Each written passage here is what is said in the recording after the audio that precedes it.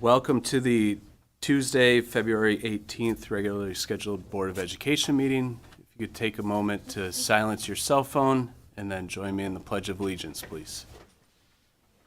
I pledge allegiance to the flag of the United States of America and to the republic for which it stands, one nation, under God, indivisible, with liberty and justice for all. All right, thank you. Secretary Ringgold, can you take roll, please? Yes. President Rausch. Here. Vice President McFarland is not here. Secretary Ringgold present.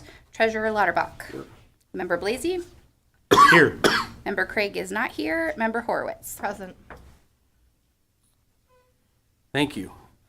Before we get started tonight, I was going to ask Penny to say a few words about one of our beloved students, Haley, who unfortunately passed away a few weeks ago, and we have not had a board meeting since the accident. So, Penny, I'll turn it over to you. Thanks, Phil. On January 23rd, our school community experienced the loss of Haley Jarazowicz. Haley was a chemic, and she was a student in our early middle college program at Delta, studying sonography. She was active in the chemic community. She was in student council, the Green Club, cross country, chemic conditioning, and it was very clear that she was loved by many based on just the multitude of family and chemics who came to her memorial to speak so favorably about the impact she had on their lives. So I'd ask us all to just take a moment of silence to honor Haley.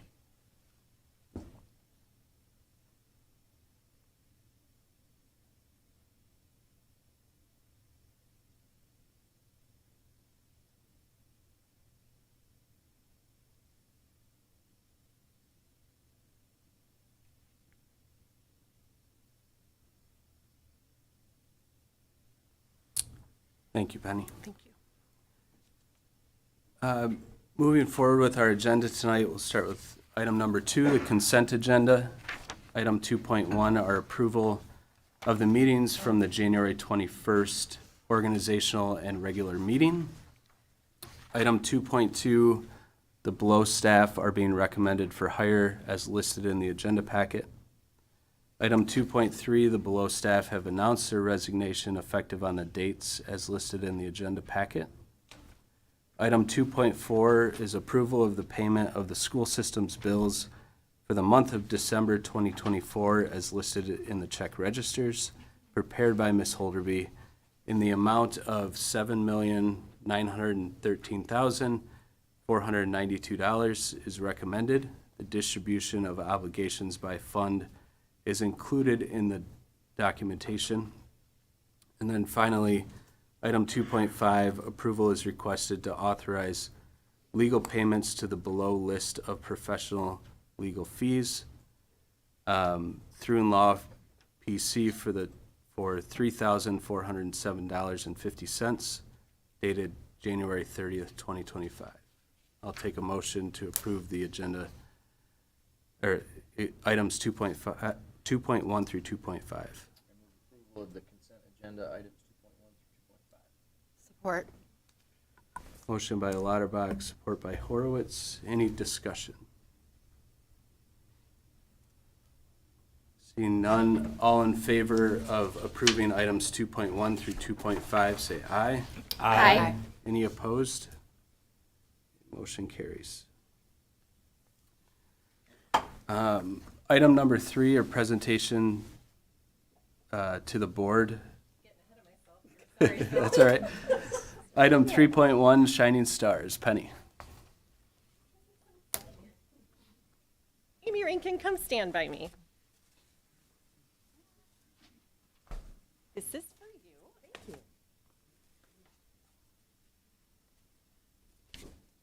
Well, it's just my left one on top. That's okay. Extra special Shining Star because we're not only recognizing Amy for just being a shining star every day, but for something really special that she earned, and I use that word intentionally. Amy Rankin is one of our shining stars. Amy joined the MPS team in 2000 as a French teacher at Midland High School, which is the position she currently holds. Also noteworthy that she is our IB coordinator for Midland High School. Amy earned her Bachelor of Arts degree in education from Western Michigan University and her master's in teaching from Marygrove College. Amy was nominated for her Shining Star by MPS colleagues, plural, and these were among their comments. Amy is extremely knowledgeable about the content that she presents, and her classroom offers a positive climate where students feel comfortable in sharing their thoughts and opinions. Amy also communicates effectively with parents, providing them with an outline of the class, being available and responsive to emails, and creating short videos as another method of communication. In addition to supporting her students at varying levels of fluency in French, Amy continues to further her knowledge of the language by attending workshops and conferences. I bet those are fun. Maintaining membership in professional organizations and reading their publications, and actively using technology to help students learn. Here's the extra special part, which you all know this was on social media and we mentioned it at the last board meeting, but Amy wasn't with us. And now that she's here, we want to note that she recently achieved something that only 4% of teachers in the nation have accomplished, and she is the first MPS teacher to accomplish this. She earned her national board certification in December from the National Board of Professional Teaching Standards, and this is really considered to be the gold standard in teaching and in professional learning. This required, I don't have a number, hundreds and hundreds of hours of extensive work and perseverance. It's just another example of why Amy is a shining star. A colleague stated, her commitment to her students and the school community is evident in everything she does. We are fortunate to have her leadership and dedication here at Midland Public Schools. Congratulations. Thank you.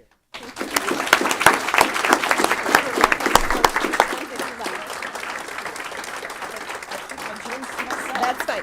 She's going to keep her hands to herself today.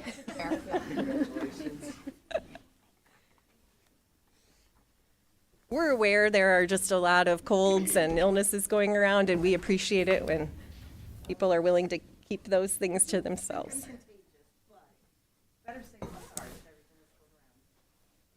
Our second shining star is Kristen Munger.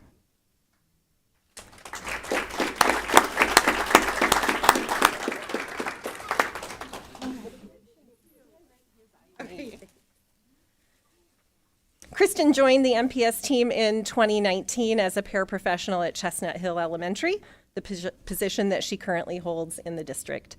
Kristen studied psychology at the University of Ohio and business at Delta College. Nominated again by multiple colleagues, these are some of the comments to highlight why you're a shining star. Kristen is so wonderful at knowing how to support a student's needs so that they can be successful but still challenged. She is a clear communicator, and her valuable thoughts and ideas are such an asset to the students to whom she provides support. On top of being really good at her job, Kristen is a delightful person that helps brighten the day of everyone that she sees. Kristen does a great job working with our students who have the most needs. She ensures that they follow directions, respect those around them, and really get the most out of their academic time. She is attentive to students' needs, friendly, efficient, and she is always there to help and look for opportunities to make students be the best they can be. Kristen, congratulations on being a shining star.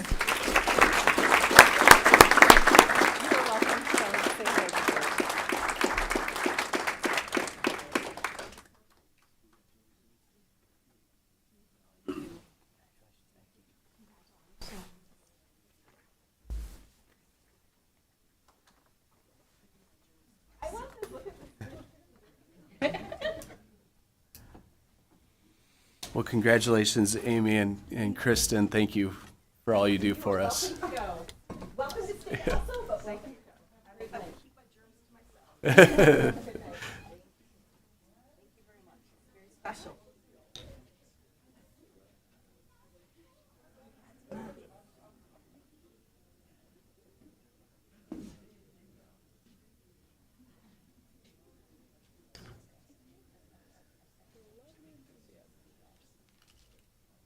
All right, moving forward to item 3.2, Spotlight on Excellence, as we continue our series this week with Midland High.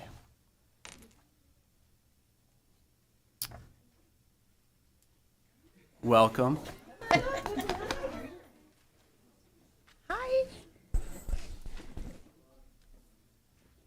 You want to come up here? Joshie? Okay. Want to say hi to everybody? Yeah. Okay. Hi, everybody. Hello. He's good. He's good. Jeez.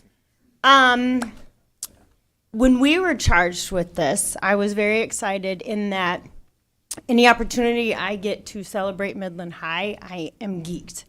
However, when Penny gave us the time constraints and that we could only talk about one thing, it's hard. It's hard to pick. However, when we sat down as an administrative team and really tried to capture something that encompassed something that we believe represents Midland High in its truest form, we couldn't have, we unanimously agreed that it would be our unified champions. At Midland High School, we're committed to celebrating every student and fostering an inclusive community. We have 2 classrooms full of chemics that access our ESA programming. So you see some of them here this evening. One of the ways that we celebrate an inclusive community is through our Unified Champions team, which brings together chemic student athletes who access our ESA programming and chemics who are a part of our general education population. The goal is to promote friendship, teamwork, and acceptance, and it's a powerful reminder that we're all stronger when we lift each other up. Today, we celebrate these incredible students who inspire all of us to be inclusive, kind, and supportive. At this time, I would like to hand it over to the microphone over to Mr. Eric Albright, our athletic director, who brought the unified program to Midland High School in 2019.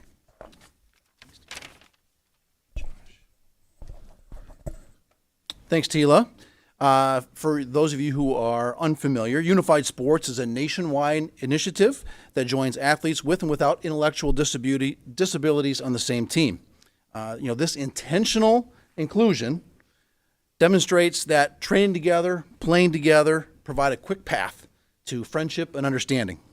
Some of the sports that you'll see in unified sports across the country: flag football, track and field, bowling. Midland High School, we capitalized on the popularity and momentum of our Fall Victory Day celebration, spearheaded by Coach Diane Sugnett, to include unified champion basketball in the winter of 2019. And we have since added bocce, which is a spring sport, in the year 2021.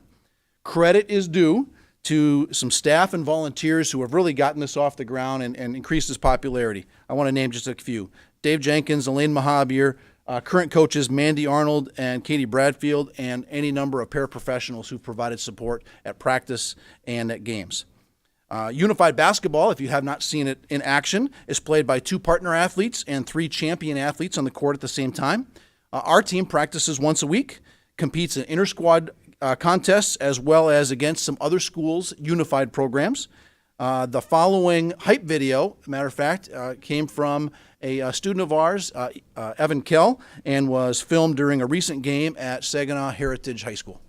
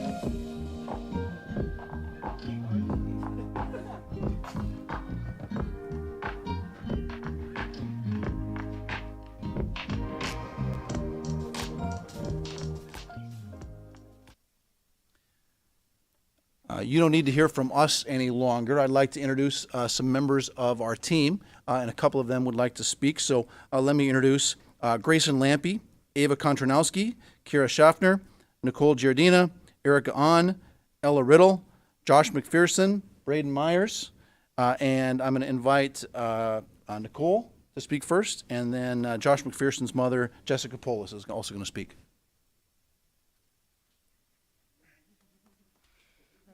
I'm Nicole, and I've been doing this for 3 years now.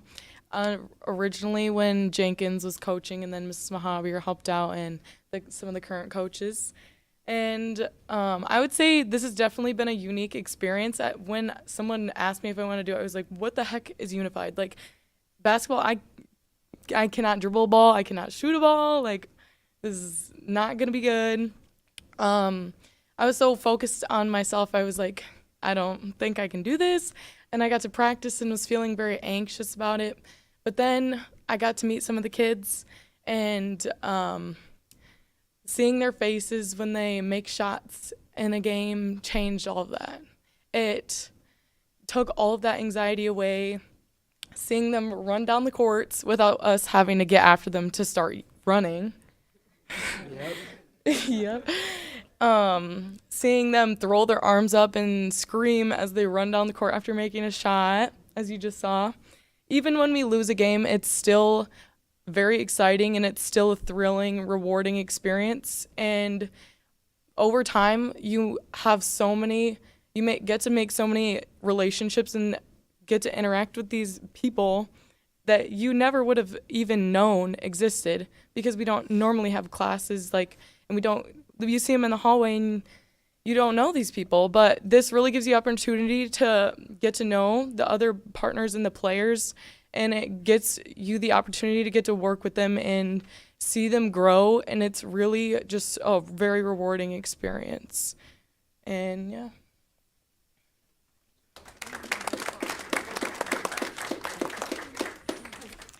Hi, I am Jessica Polis. I am Joshua's mother.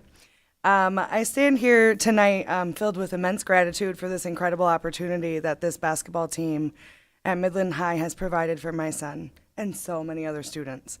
This program has been more than just a basketball team. It has been a place of inclusion, growth, and joy for all involved. The unifying team brings together students with special needs and their peers, fostering an environment of teamwork, friendship, and encouragement. And through this experience, my son has not only developed basketball skills, but he has also built confidence, strengthened social connections, and truly found a place where he belongs. Every practice, every game, and every moment on the court has been an opportunity for him to experience the joy of teamwork and the thrill of the sport. One of the most heartwarming moments as a parent is seeing the pride on his face when he makes a basket. The excitement in his eyes, the cheers from his teammates, and the support from the community are priceless. It is in those moments that I see the true impact of this program. It's empowering students, fostering inclusion, and creating unforgettable memories. I want to extend my deepest thanks to Midland High School, to Coach Mandy, and to everyone who plays a role in making this program a success. Your dedication and commitment have given my son and so many others the chance to be a part of something truly special. You have created a space where every student, regardless of ability, can experience the joy of the game and the bonds of teamwork. Thank you.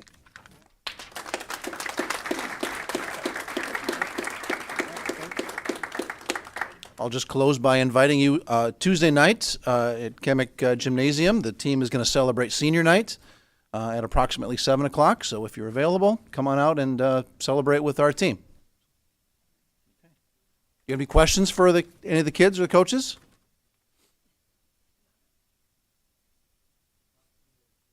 Crying. And then and then the rest of us were going to start crying. So I don't think I have any questions. I just want to say this is what Chemic Pride is all about, and the entire team is really an inspiration for what public school is supposed to be, and just want to say thank you.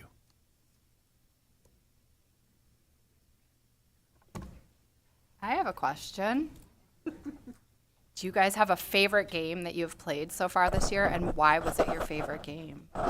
Because this is my favorite game every year. All the games. All the games.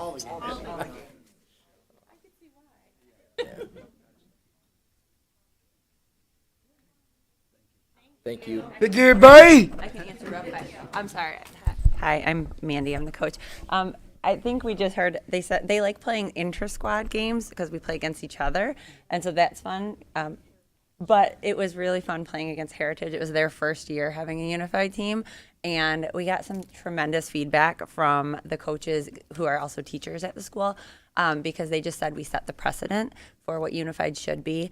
And it's just a testament to all of the players on our team because they seriously set the bar so high, and Heritage was like, wow, we're so glad we started our year playing against you, and that was our first experience because now we know what it should be and what we can be. So that was and it was good competition too.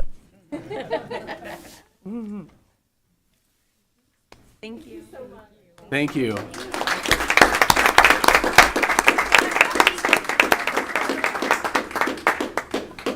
Bill, I just want to comment quick because I can't help myself. You know, the fact that the entire Midland High admin team is here, even though they weren't all speaking, just says how dedicated they are to this. So thanks to the whole admin team. And I think they're going to stick around for the next presentation maybe too. Tila looked a little Special surprised ed. by that.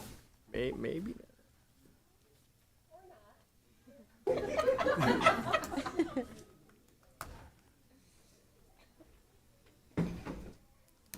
Well, Anthony and Lindsay, welcome, and look forward to hearing from you.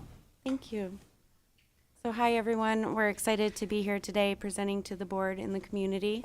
My name is Lindsay Johnson, and I'm a Special Services Supervisor at Midland Public Schools. And I have with me Anthony Gates, our Special Services Director. We're going to be sharing with you how Midland Public Schools partners with Midland County ESA to promote inclusivity and the least restrictive environment.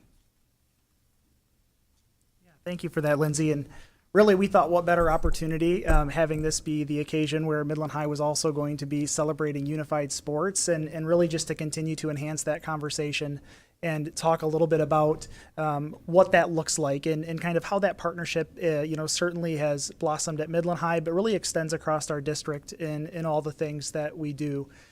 So what I'd like to do is just kind of start us off by framing a little bit for everyone what that partnership looks like. And so what you'll see in front of you and what is presented here is just a table that just provides an overview of the different opportunities that we have within Midland Public Schools. And the unique part about our partnership with Midland County ESA and Midland Public Schools is that we, unlike some other ISDs and ESAs, support our students within our local buildings. And so that really does, in my mind, and certainly our staff and our leadership within the district, provides us a fantastic and awesome opportunity to really meet the needs of our learners in a high-quality educational environment where we can really, truly move the needle when it comes to working to support inclusivity and that idea of a least restrictive environment. And before I go into just some of the specifics on the different opportunities that we have available, this is all possible because of really what I like to think of as three kind of core pillars that support what we do. And the first being, when we think of supporting our students with exceptional learning needs, we need to have the programs available to meet the needs. And so a part of this partnership that really works to ultimately provide service to our students is that we have access to a robust offering of programs and services across the district as we look at our partnership with our ESA, in addition to what we're able to offer as Midland Public Schools. In addition to that, one of the other core pillars is time. All of our students need time. And so a part of the opportunity is we offer supports, as you'll notice, all the way from our littlest of kiddos with our developmental kindergarten and opportunities for supports there, all the way through our post-secondary opportunities. And then the third and final one is space. And that often requires some creativity as we kind of look at what that looks like within our local buildings.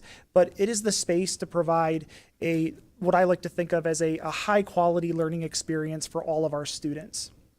And so as we kind of take a deeper dive then into what this looks like, you'll notice that you'll see on the left-hand side of the table, there are our ESA programs that are offered within our buildings that we absolutely work to support and ultimately rally around as an entire team. And then to the right of that, you'll see some of the specific programs that are operating really under Midland Public Schools leadership and guidance with regards to our staffing and those pieces.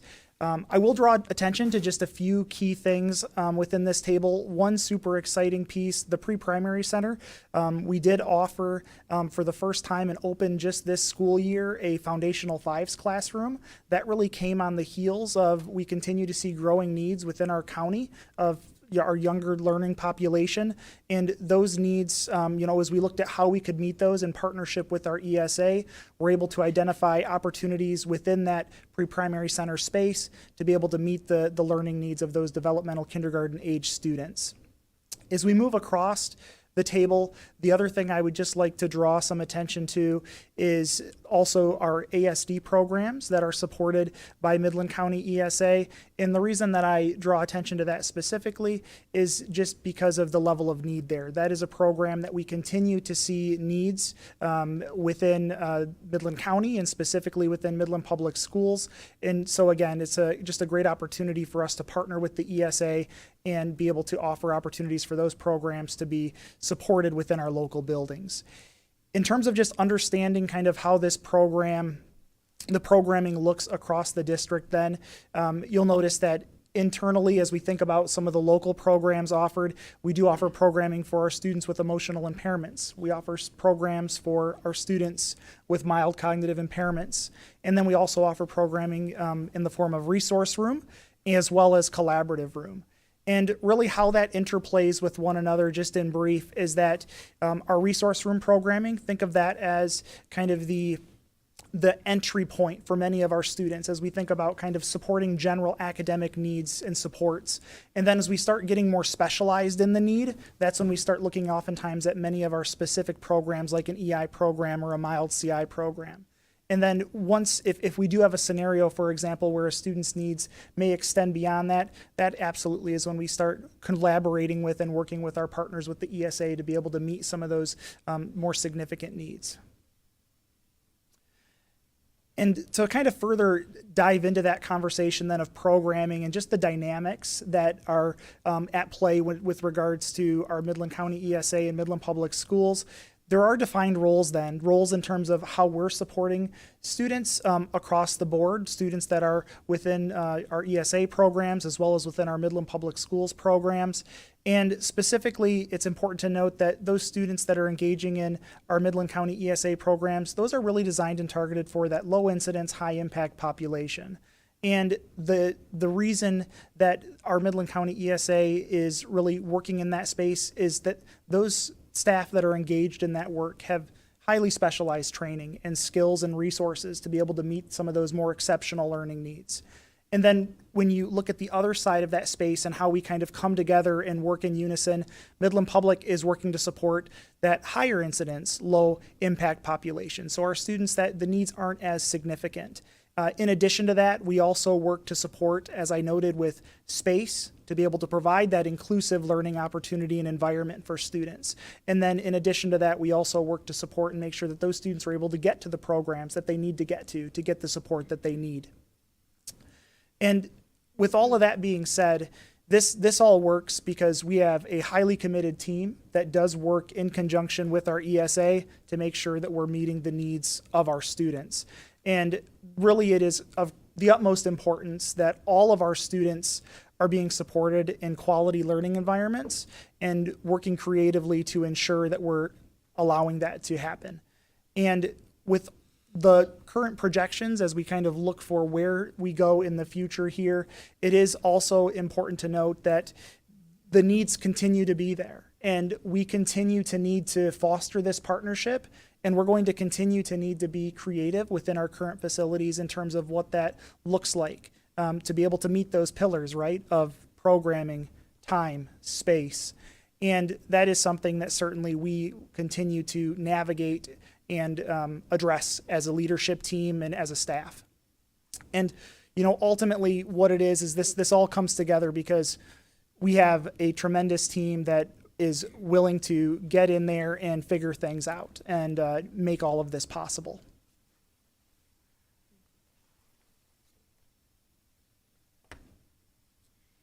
So you've had the opportunity to hear Mr. Gates discuss program dynamics and the benefits that students are receiving from this. I think it's really important to note that the success wouldn't be possible without the strong structure and collaboration that we have with Midland Public, or with Midland, sorry, the ESA, or Midland County ESA. So we need to look at why these partnerships are important. It helps promote inclusivity. It helps students be learning in their least restrictive learning environment. It also benefits promoting social skill development, giving children the opportunity to engage with their peers in meaningful ways. And it also creates opportunities for innovative partnership and service delivery. It provides opportunities to collaborate and do professional development with one another, and to really benefit off from each other's strengths. So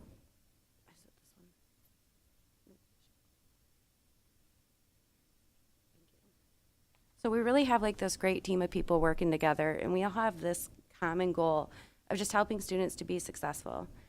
We're really fortunate that we have over 110 staff members, including teachers, itinerants, administrative assistants, office professionals, and administrators. In addition, we have 39 full-time paraprofessionals, and we have 97 part-time paraprofessionals, all working together to help students succeed. So overall, our collaboration with Midland County ESA creates an inclusive, effective learning environment for all students to succeed.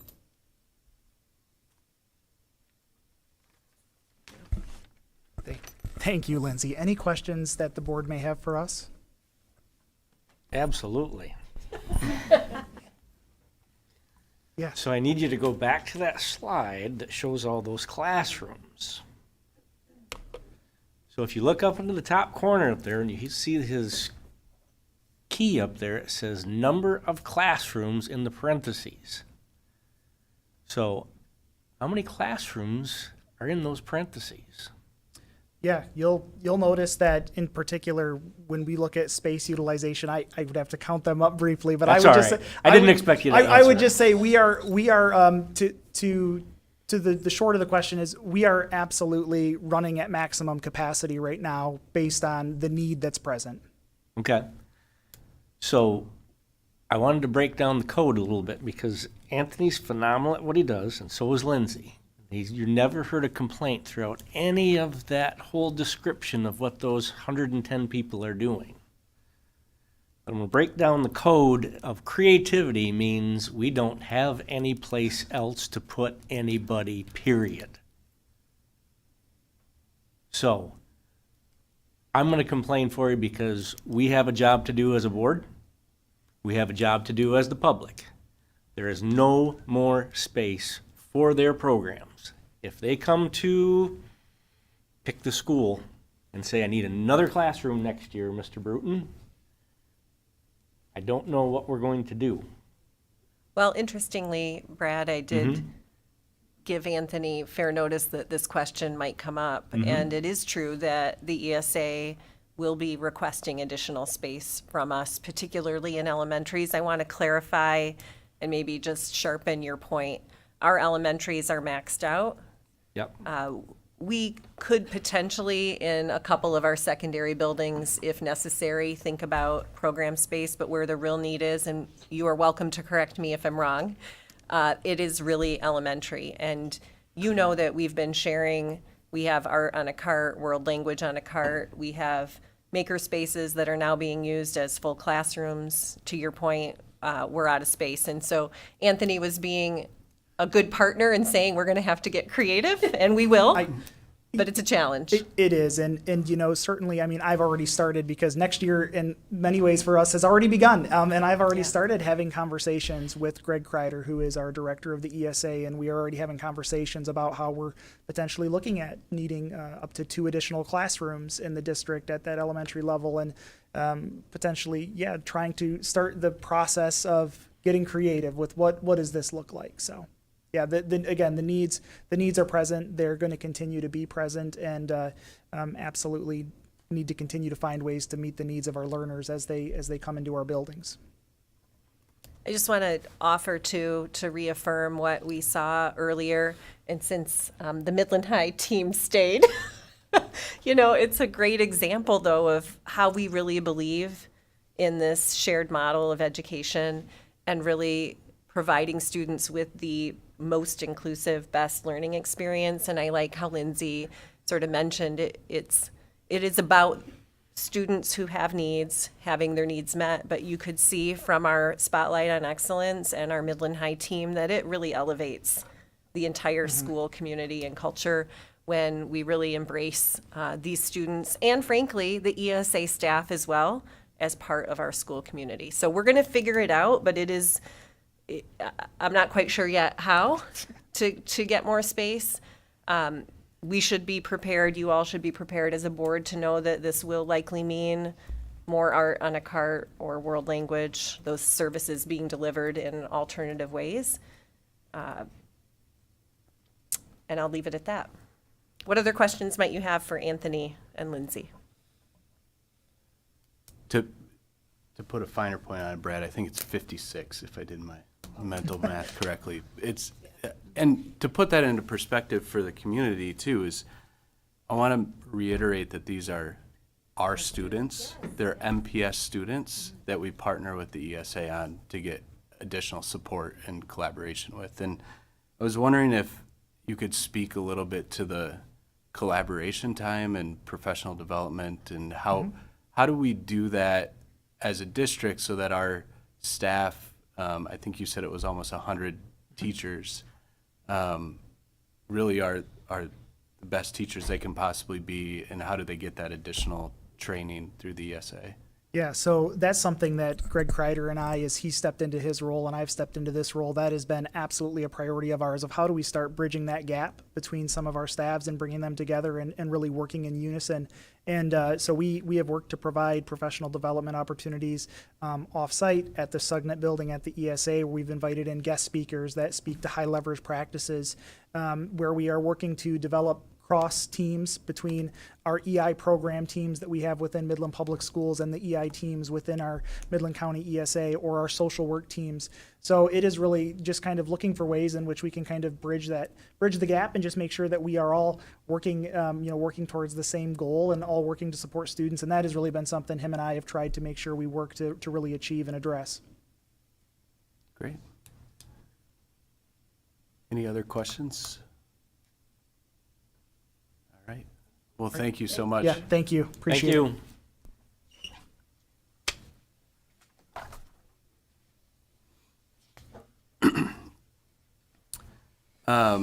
Next on the agenda is item 3.4 for action, resolution authorizing execution of closing and related documents for the sale of the East Lawn property. And if you remember back a few years ago, we went out to RFP and competitive bid on this project. And after a long process, we're coming to the end. Phil, I'll just offer, it is the title company that is requesting this resolution to authorize you and I to sign on behalf of the district. And part of that is because the original purchase agreement was signed under a previous superintendent and board president. And I think the language speaks for itself when you read that. Thanks. Brad? Yep, I think I am going to start at the beginning just so everybody understands the process of this. So the resolution authorizing execution of closing and related documents for the sale of 115 East Lawn Drive, Midland, Michigan 48640. Whereas the Board of Education, as the Board of Midland Public Schools, Midland County, MPS, approved the East Lawn property purchase agreement. The purchase agreement at a regular meeting of the Board of Education on July 18th, 2022, for the sale of 115 East Lawn Street, Midland, Michigan 48640, legally described in Exhibit A and attached herein the property, to River Caddis Development LLC, RC, for the purchase price of $650,000. And whereas the president of the board at that point in time, Scott McFarland, and the superintendent of Midland Public Schools, Michael Sharrow, executed the purchase agreement on July 18th of 2022. Whereas RC executed the purchase agreement on July 20th, 2022, and the purchase agreement became effective on July 20th, 2022, and RC has assigned its interest in the purchase agreement as amended to Midland Caddis 4MM LLC, a Michigan limited liability company, as permitted by the purchase agreement. Now be it resolved as follows. 1, the president of the board, Philip Rausch, and the superintendent of Midland Public Schools, Penny Miller Nelson, are authorized and empowered for and on behalf of the board to execute, acknowledge, and deliver all closing documents to complete the sale of the property to the purchaser. 2, the president of the board, Philip Rausch, and the superintendent of Midland Public Schools, Penny Miller Nelson, are authorized and empowered for and on behalf of the board to do any and all acts and things and execute any and all additional instruments, papers, or documents that may be or become necessary, desirable, or appropriate to carry out, put into effect, and make operative any portion or portions of these resolutions or the purchase agreement as amended. This will be a roll call vote on the foregoing resolution was taken and will be listed as follows. Thank you, Brad, for the motion. Need support? Support. Support by I was just pointing Mr. out that it's Lauterbach? East Lawn Drive, not East Lawn Street. I don't think that changes anything, but I'll still vote for it. some motion by Blasey, support by Lauterbach. Having been, I think I'm the only former East Lawn Elementary student here. But anyway, yes, East Lawn Drive. We will make sure that that's Thank you. corrected. Any discussion? So I understand this is a document that's coming forth from the title company, but it is got a lot of big bookends and a lot of words in between on number 2 to say anything and everything under the sun. So I guess I have confidence in you, but at the same time, for us to go and vote in favor of this in a roll call, I am foregoing my board elected duties and entrusting you to make sure that this has evolved over time from the day that it crossed our path in FFO, and when it left FFO to where we are today, it has gained multiple acronyms and or gyrations and variations of where we started. And I just want to make sure that with me foregoing my objection duties or whatever of my job as a board member, that I entrust that both of you will make sure that this lands somewhere close to home of that this is a good move for Midland Public Schools as well as the city of Midland of where this ultimately gets landed with River Caddis. And I understand his challenges as well as a businessman. He's got to have a product that makes money so it can be sustainable and it doesn't turn into a problem for Midland. But I'm not here to speak on him. I don't understand that what we would be voting on is to in any way change the deal. Right. It is to sign the documents to implement the deal that we've already approved, including Yep. delivery of a owner's policy of title insurance, signing an affidavit that there hasn't been any construction work done on the property in the last 90 days. Those details that have to be taken care of at closing, and it has to be signed by authorized agents. But the deal's the deal. Nothing else is going to change unless it comes back to the board. Right. I think that's what we're voting. I don't think it even can come back to us the way that it's legally. I mean, with all the extensions and everything, it's just still the same. Right. Just to officially go on the record, I hear you both, and my intention as one of the people listed in that resolution is to fulfill the commitment we've made for the existing purchase agreement.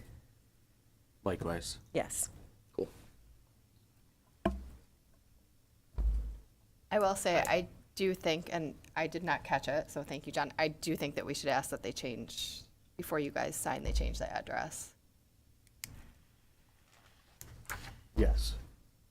We will. I can change my motion. Go. Yeah. The general intent is the same. Yeah.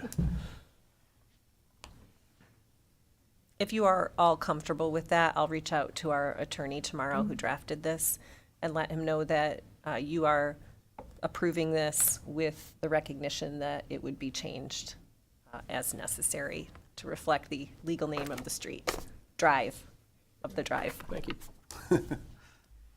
There was the last couple things that had to be looked over on this, and that has been completed. Yes, remember what it our was. attorney and I are in communication almost daily, working through some of those final pieces. It is not uncommon, as you all likely know, to have some title work that needs to be cleaned up, and we are in consultation even with the city on that, just to make sure that the records are accurate and, the work we're doing with the title company. Yes, we're moving forward. It's just some odds and ends. And we retained our title company? We are working with Superior, Okay, as listed in the purchase agreement. all right. Is there a closing date? Or not yet? We are Still working. pending the final This. steps of working through the title pieces, and then we'll have a closing date. And I'll certainly keep you all updated as I do. Any other questions or comments? Jen, can you take a roll call, please? Absolutely. President Rausch. Yes. Secretary Ringgold is a yes. Treasurer Lauterbach. Yes. Member Blasey. Yes. Member Horowitz. Yes. Motion passes 5-0. Thank you.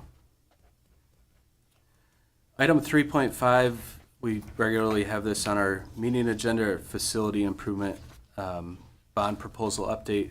As public is aware, we officially approved to put the facility improvement bond proposal on the ballot for May 6, 2025. I do want to let everybody know, our website continues to update.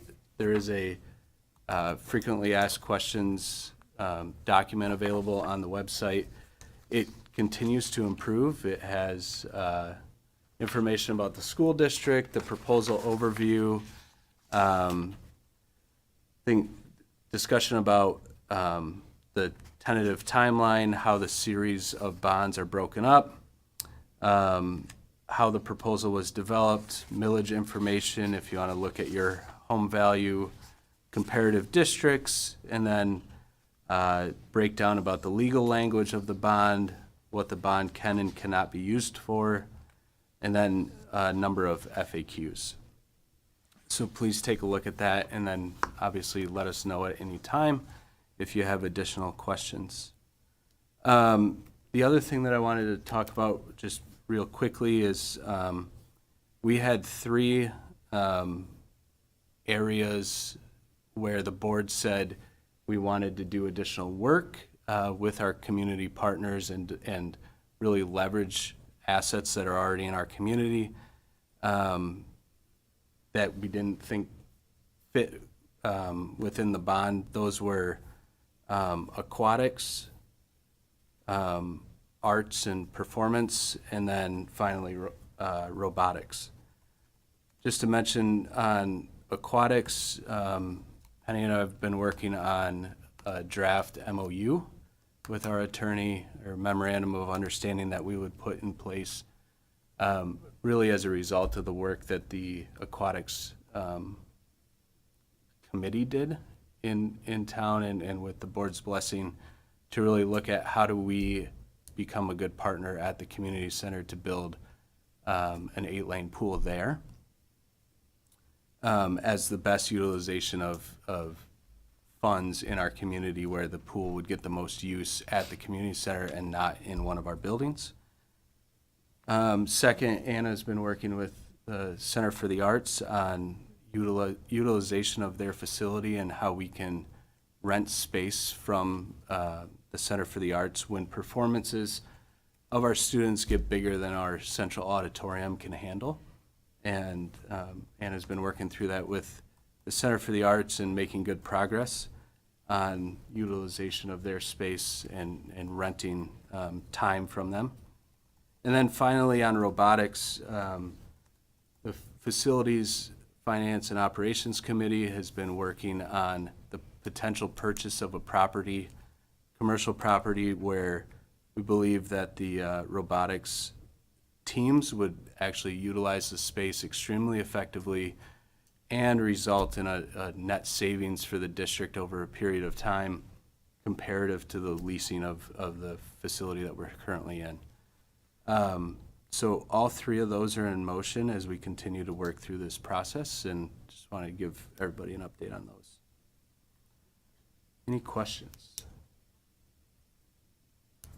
Phil, oh, go ahead, I was please. just going to mention that we also have the community. That's exactly where I was going, so you go for it. That we do have an open community forum for presentation as well as question and answers coming up next week, February 27th at 6 o'clock at Central Auditorium. Thank you. Yeah. Okay, item number 4, requests to address the board. I have on my list Renita Bonadies first. Welcome.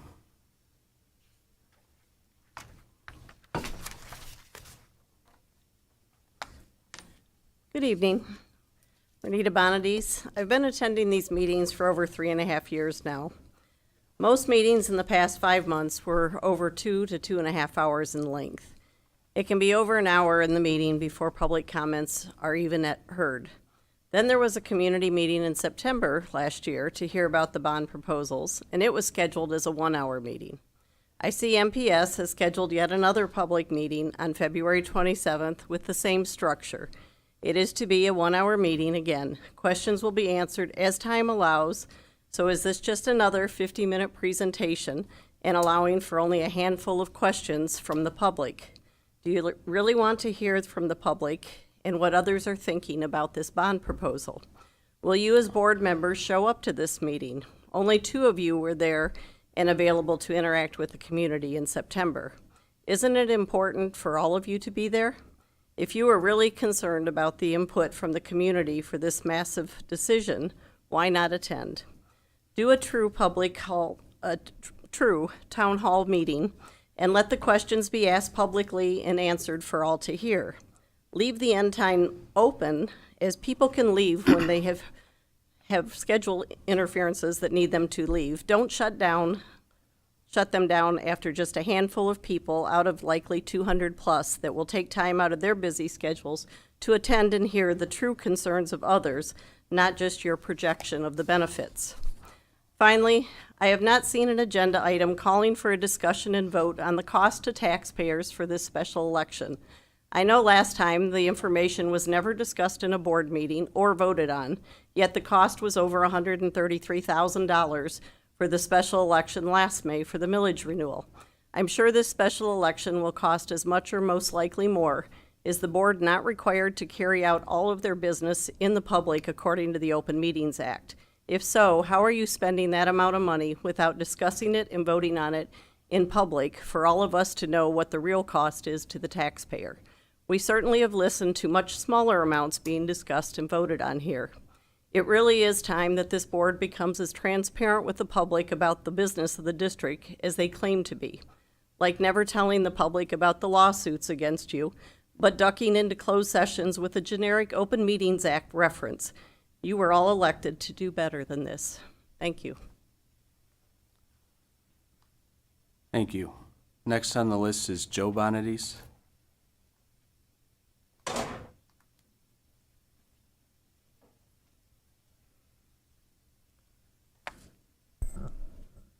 Greetings. Your reading of the bond language was very surprising at the January meeting. The part about the tax increase feeling like 3.25 was very insulting. I would like my taxes to feel like 0, but it ain't happening. And Phil's comment about it being 3.9, as we had previously discussed. Nowhere can I find anything mentioned over 3.25. Maybe in your back rooms, subcommittee planning, but not in public. However, what this looks like is you are turning the 2015 bond into a zombie, and you will not let it die in its later life, but instead divert the excess over natural 2.95 decay towards the 2025 bond. We did not vote for a permanent bond in 2015, but a finite one. Next point. Regarding the latest fads in sexy schoolroom structures. You have the central elementary school with an open floor plan. I'm old enough to remember the trendy school concepts of the 1960s and the schools built in the 1970s. And then they had to be remodeled in the 1990s after it was being a bust. Question, will the new schools be retrofittable into a more classic classroom structure if we yet again get ahead of ourselves? By the way, an open floor plan with noise traveling between spaces sounds like a concerning idea in an era where 1 in 36 kids are now on the autism spectrum. Lastly, we have entered a new paradigm of no political support for the elements of critical race theory. As such, I want to state that it would be highly disappointing if any federal funds passed through the states were sacrificed because you decided to die on the hill of DEI. If there is a choice between serving the students and looking progressive, the students come first. Thank you.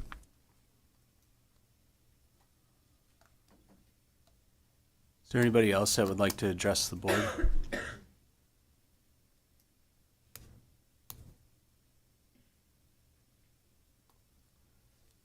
Okay. I would make a couple comments just so that everybody would understand a little bit more. We briefly discussed the central auditorium, that the presentation is going to be minimal. It's not going to take up the whole hour, maybe 20 to 30 minutes. The rest of it will be question and answer period. I think as many people that sitting up here will be there as can be there. And we also have talked about adding additional times so to make sure that we get all those questions answered. And there will be an end to that meeting, but then if there is additional questions that have to be answered, we will schedule another one and we will keep that momentum going. I will say that at the last meeting, Brian, Penny, myself, I don't remember who else, there was somebody else was there. We stayed until every single person asked a question.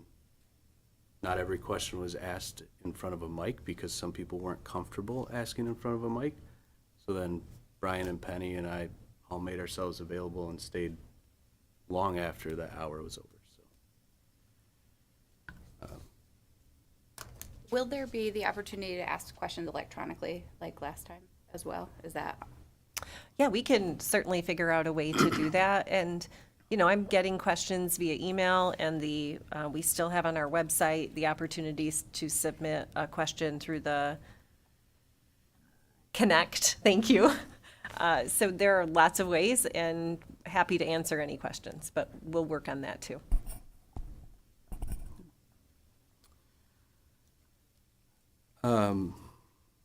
Item 5, Curriculum Instruction and Assessment. Item 5.1, CIA Study Committee meeting notes from January 21st. Jen. Yeah. The Curriculum Instruction and Assessment Study Committee met on January 21st. Members present were Brad Blasey, Ann Horowitz, myself, Ken Weaver, Penny Miller-Nelson, and Brian Burton. We also had guest speakers as Kim Funnell, Anthony Gates, and Joy Yang Yao. We met at Plymouth Elementary and started the meeting at 1:30. Joy provided the subcommittee with an update on happenings for diversity, equity, and inclusion initiatives. A lot of it focused on MLK Day within Midland Public Schools and the community.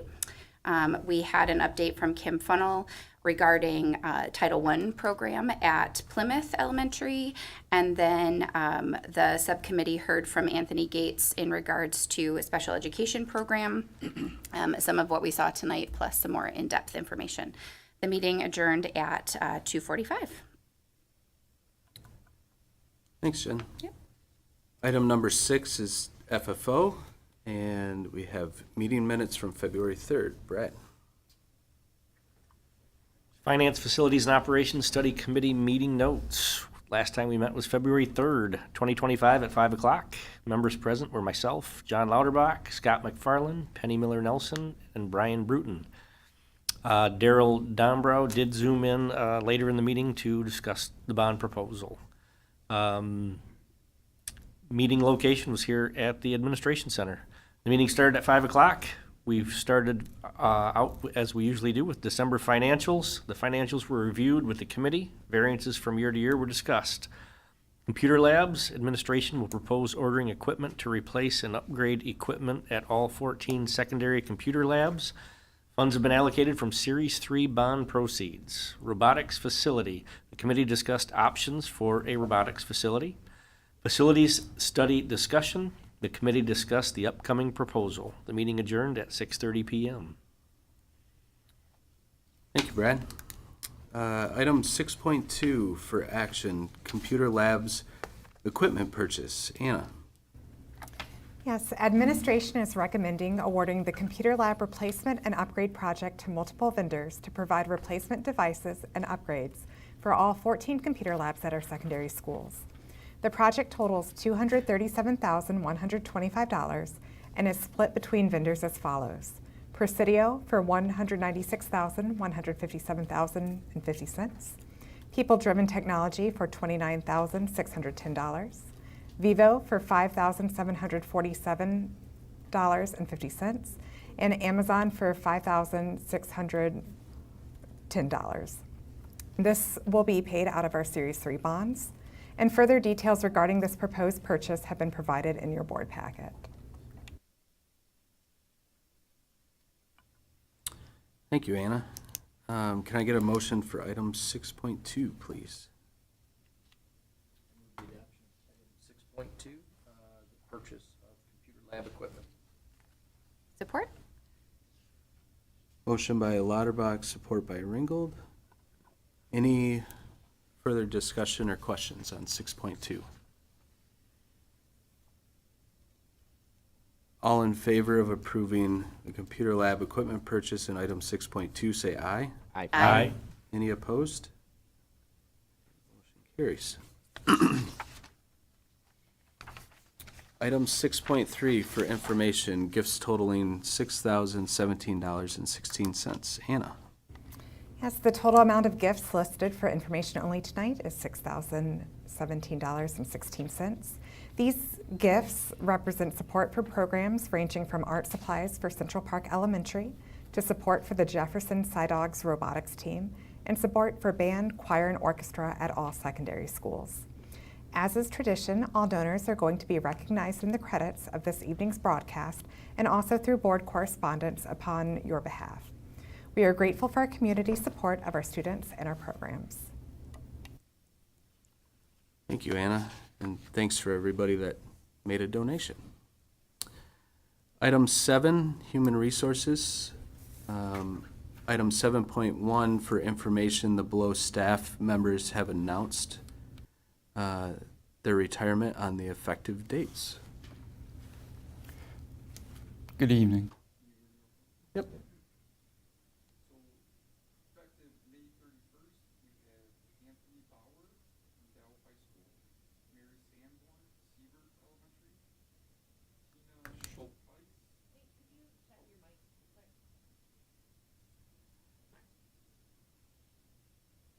Can you hear me now? Yes.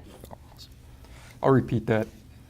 Anthony Bauer from Dow High School, Mary Sanborn from Siebert, Tina Schulteis from Adams, Jill Courier from Northeast, Karen Staley from Jefferson, Bridget Sova from Dow, Jeffrey Yoder from Midland High, Jacqueline McGee from Woodcrest, Mark Hepler from Jefferson, Stacy Capula.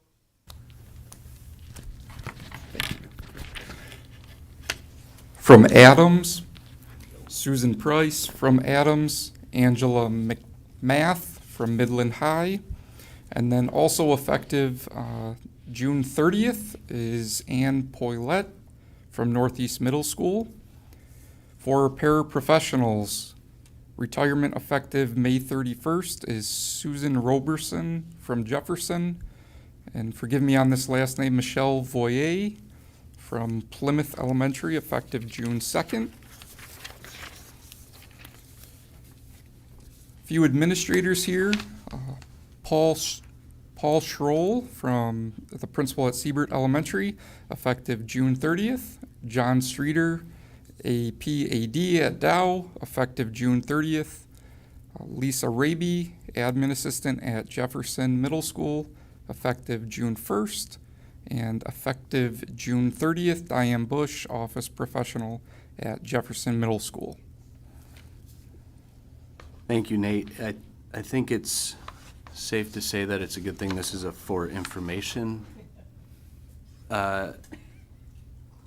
agenda item, because if it was for action, I don't think it would get approved, because there are a lot of amazing teachers and individuals on this list. And I was reflecting, I don't know if Jeff would want me to say this, but I was actually in Jeff Yoder's chemistry class on September 11th when the planes hit the Trade Center and Dr. Frazee came over the announcements. So, you know, teachers have a lasting legacy on your life, and many of these individuals, you know, have a profound impact, not just on us as students, but us as parents.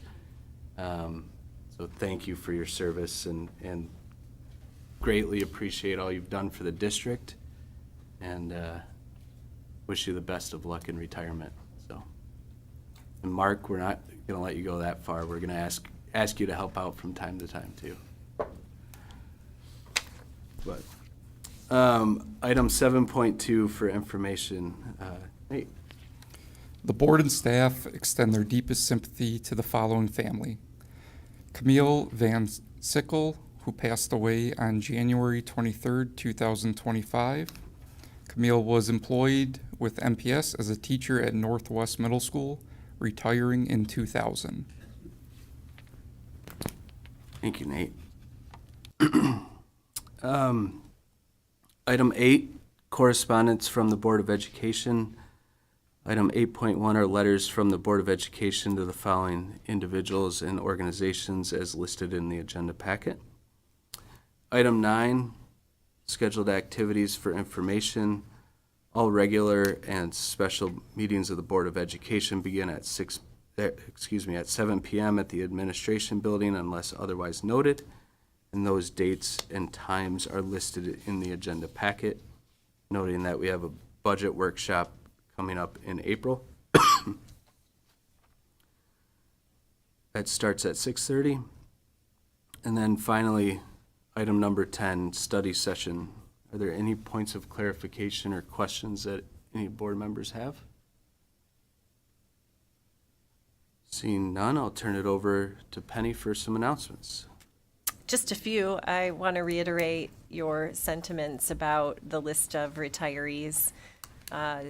Legends on that list for sure. And it's always bittersweet. We're in a spot where we know it's hard to replace that expertise, but we also really cherish the impact they've had on students and on colleagues. And, you know, the list included some office staff who I think are often unnoted, but keep things moving forward in a school and work very closely with parents and staff. And then, of course, we have a couple administrators there with John Streeter and Paul Schroll. So we'll properly celebrate everyone on that list as their time approaches, and that's always a nice end cap to our school year. Speaking of celebrations, last week was School Resource Officer Appreciation Day, and I think we often maybe take for granted the fact that we have these 4 amazing individuals in our schools, and not just in our secondary schools, but they're in our elementary schools making connections and building relationships with students. And we have found in these last couple of years especially that partnership with the Midland Police Department is just invaluable, whether it's just checking in when things are happening across our community, or when we've had some of our incidents where we've wanted to go into secure mode just to make sure that our school is safe. Chief and her team are right there to support us, and we're really thankful for that. So to our 4 SROs, thank you for your service and for being part of our school community. I just want to note, without going into detail, there have been multiple executive orders issued in recent days. Our team is reviewing those carefully. We're continue to seek guidance from federal and state authorities on how we need to respond to those, and I will stay in close communication with the board and our school community as we identify next steps that we may need to take. I think that's it. You know, we're moving into, hopefully after this cold spell, spring might feel like it's approaching, so we're all just going to stay optimistic about that and, you know, keep pushing through. March is when we start our assessment season, as Ken knows, and just working to maximize learning every day, not just for assessments, but for the betterment of our students. I want to end by offering our commitment as a leadership team to answering questions about this facilities improvement bond proposal. My goal is that there is not a community member left with an unanswered question. And while it might not be the exact answer they want to hear, it will be the accurate, factual answer. So know that we are going to be out. We have school presentations scheduled for parent groups. We have community organizations who've invited us in. We will be amping up our social media information post, along with, as Jen noted, our community open session. If there is a group who wants us to come share information, we will be there. We just need to know that there's a group convening and that there's an interest to hear from us. Thanks. Great. Thanks, Penny. This time I'll take a motion to adjourn. Support. Motion by Ringgold, support by Lauterbach. Any questions or concerns? I would encourage y'all to look at this. It's packed. It's a lot more thorough than when it started, I don't know, a handful of months ago. There's a lot of information in here, and just spend a little bit of time with it, and it'll bring you to where we are and what we're trying to do. Thanks, Brad. It's downloadable from our website, and it is also sort of bundled so that you can read it just from the website if needed. Thank you, Brad. All in favor of adjourning, say aye. Aye. Stand adjourned. Thank you.